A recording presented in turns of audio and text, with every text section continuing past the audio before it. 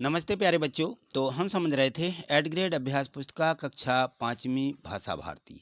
जो भाषा भारती है वो हमारी हिंदी है ना। तो हिंदी के हमने 1 से लेकर के 11 पार्ट तक कंप्लीट कर लिए थे। आज हम इसका अगला जो पार्ट 12 दिया गया है, 12 पार्ट को हम यहाँ पे समझेंगे और इस एड ग्रेड बुक में लिख लेंगे अच्छे से। क्योंकि वार्षिक परीक्षा की जो हमें तैयारी करना है, हमें इसी एड ग्रेड बुक में से ही करना है। तो यहाँ देखें 12 पार्ट जो अनुक्रमण का दी गई है, इसमें है 12 पाठ में मेरा बचपन क्या दिया गया है, मेरा बचपन पाठ है। तो इसको यहाँ देखिए, इसमें पाठ है दिया गया है मेरा बचपन पाठ 12।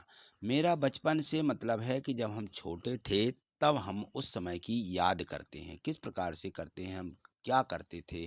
तो यहाँ पर बच्चों के जो छोटे बच्चों के खेल रहते हैं या छोटे बच्चे में हम क्या करते हैं, कौन कौन से खेल खेलते हैं, वह सारी यादें यहाँ पे बताई जा रही हैं। तो यहाँ देखिए प्रश्न एक दिया गया है, बहुविकल्पीय प्रश्न है कि बच्चों में ऊंच नीच और छुआछूत का भाव नहीं होता है क्योंकि बच्चे सभी को अपना जैसा समझते हैं। वो नहीं समझते कि ये बड़े आदमी का लड़का है, छोटे आदमी का है ना। इस प्रकार से कोई छुआछूत भी नहीं रहता है कि ये दूसरी जाति का है।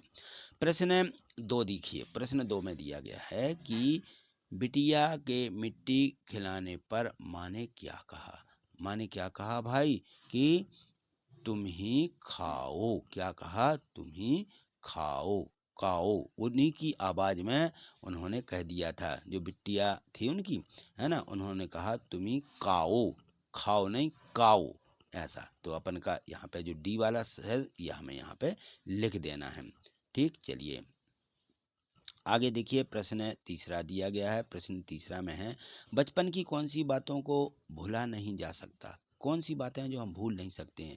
एक, चिंता से मुक्त खेलना। कभी बचपन में कोई किसी प्रकार की चिंता नहीं रहती थी। खान पान यानी खाने की भी कोई चिंता नहीं रहती है। उस समय जो खाते थे उसमें जो चाहिए है वो खाने मिल जाता था। और बिल्कुल निर्भय रहना, हम बिल्कुल स्वतंत्र रहते हैं उस समय, ठीक है ना। कोई किसी हमारा हमारा किसी प्रकार का दबाव नहीं रहता है। तो ये रहता है बचपन। प्रश्न 4 दिया है कि बेटी के बोलने पर कहाँ खुशियाँ आ गईं। तो जो कवित्री है जो ये लिख रही है वो कह रही है कि जीवन में, कवित्री की जीवन में बहुत खुशियाँ आई। ये सारी चीज़ें लिखने पर उसके जीवन में बहुत खुशियाँ हुई। चलिए प्रश्न 5वां दिया गया है, इसमें दिया है कि दिए गए शब्दों के समानार्थी शब्द लिखिए। निर्भय, निडर, नव, नव यानी नया। ठीक, कविता में कवित्री ने आंसू की तुलना किससे की है। तो कवित्री ने जो आंसू हैं वो जयमाला से की है। किससे की है, जयमाला से। प्रश्न 7वां देखिए, प्रश्न 7वां में है कि बचपन का जीवन निष्पाप क्यों होता है। जो बचपन रहता है बिल्कुल निष्पाप होता है। तो बचपन का जीवन निष्पाप होता है क्योंकि बचपन में बच्चों के बीच राग द्वेष हिंसा ऐसी भावना नहीं रहती हैं कि किसी से द्वेष हो, किसी से हमारा बुराई हो, है ना, या किसी को हिंसा करने की कि अरे इसने मेरे साथ ऐसा किया मैं भी करूँगा, ऐसे कोई विचार नहीं रहते हैं। ठीक है, तो ये जो है निष्पाप होते हैं।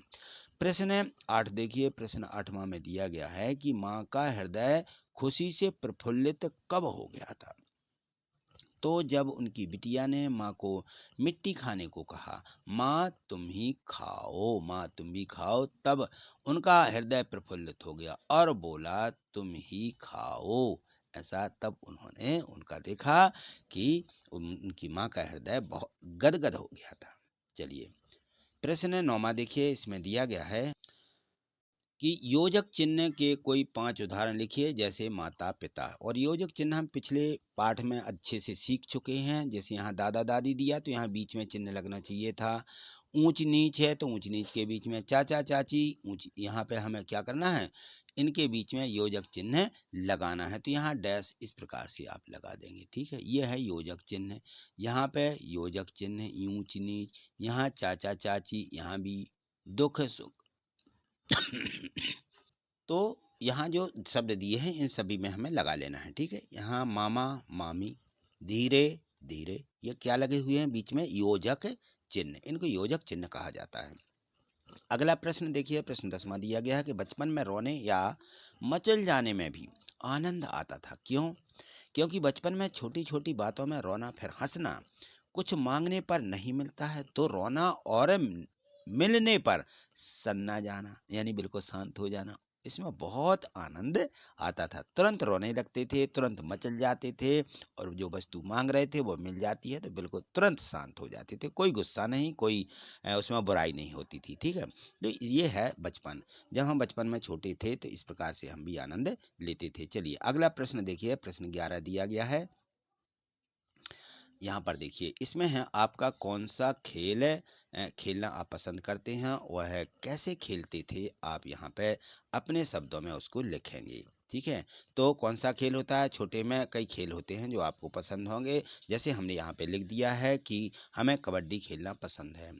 हम सबसे पहले दो टीम बनाते हैं, फिर दोनों टीमों के सदस्यों को बराबर संख्या में बांटते हैं, फिर खेलना शुरू करते हैं। ये कबड्डी का खेल है। आजकल ज़्यादातर बच्चे बैट खेलते हैं, है ना, यानी हम जब कि खेलने जाते हैं तो क्रिकेट खेलते हैं, बैडमिंटन भी खेलते हैं, कई ऐसे खेल हैं जो जिसके इलाके में जो भी होता हो। ठीक है ना, तो देहात के कुछ लड़के इस प्रकार से खेलते हैं और शहर के लड़के अब क्रिकेट को ज़्यादा पसंद करने लगे हैं, तो क्रिकेट खेलते हैं, वहाँ भी दो टीमें बनाते हैं और इस प्रकार से खेलना पसंद करते हैं। ठीक है, चलिए अगला प्रश्न देखिए, प्रश्न 12वां दिया गया है।